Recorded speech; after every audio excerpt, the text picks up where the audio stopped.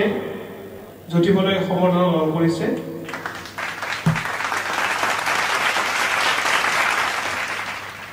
মই ধন্যবাদ জনাইছো জ্যোতিবলক ব্যস্ততাপূৰ্ণ জীৱনৰ মাজতো আহিছে আমাক সময় দিছে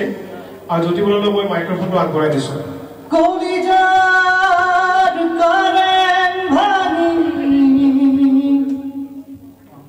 সপোনৰ সমাধি পাতি যাতৰাৰ খৰাং সিঁচি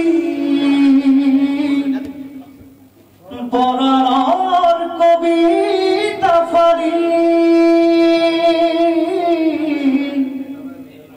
উৰুঙা কৰে মোক জোকাই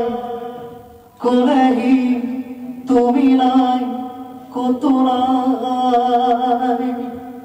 পাঁচশোনাৰ দোলা দুগুৰ